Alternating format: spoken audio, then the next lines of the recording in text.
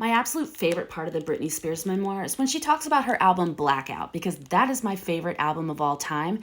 And guess what? It's Britney Spears' favorite work of hers too. She says, Blackout, the thing I'm most proud of in my whole career, came out right around Halloween in 2007. I was supposed to perform Gimme More at the VMAs to help promote it. I didn't want to, but my team was pressuring me to get out there and show the world I was fine. She wasn't fine. Yeah, she actually says the only problem with this plan, I was not fine. And she talks about that iconic performance of Gimme More at the VMAs. She says, backstage at the VMAs that night, nothing was going right. There was a problem with my costume and with my hair extensions. I hadn't slept the night before. I was dizzy. It was less than a year since I'd had my second baby in 2 years, but everyone was acting like my not having a six-pack abs was offensive. I couldn't believe I was going to have to go on stage feeling the way I felt. And then she ran into Justin Timberlake backstage, which she had a lot of trauma surrounding that breakup, and I guess that messed her up. She describes him as on the top of his game. She says, I was having a panic attack. I hadn't rehearsed enough. I hated the way I looked. I knew it was going to be bad. She said, I went out there and did the best I could at that moment in that time, which, yes, granted was far from my best at other times. I could see myself on video throughout the auditorium while I performed.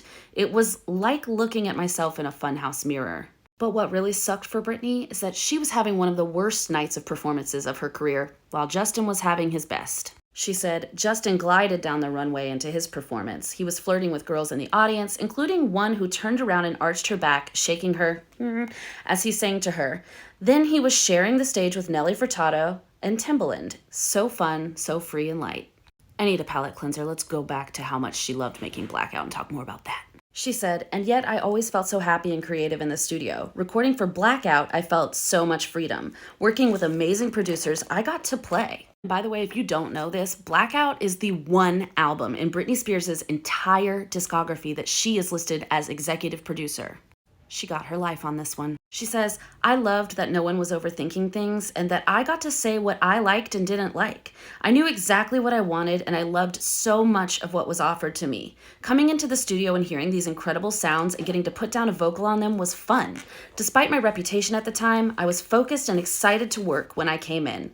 It was what was going on outside the studio that was so upsetting. She also says, the album was kind of a battle cry. After years of being meticulous trying to please my mom and dad, it was my time to say fuck you. She says, Blackout was one of the easiest and most satisfying albums I ever made. It came together really fast. I would go into the studio, be in there for only 30 minutes and leave. That's queen shit.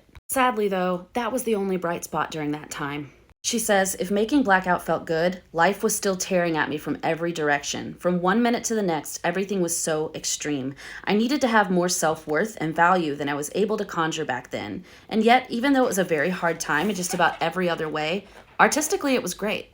And though Britney felt like she had been doing the best work of her life and had the most creative freedom, unfortunately, she only did one interview about the album, and it was with Ryan Seacrest. Here's what she had to say. In the interview, which was supposed to be about the record, Ryan Seacrest asked me questions like, how do you respond to those who criticize you as a mom? And do you feel like you're doing everything you can for your kids? And how often will you see them? It felt like that was the only thing people wanted to talk about, whether or not I was a fit mother. Not about how I'd made such a strong album while holding 2 babies on my hips and being pursued by dozens of dangerous men all day, every day.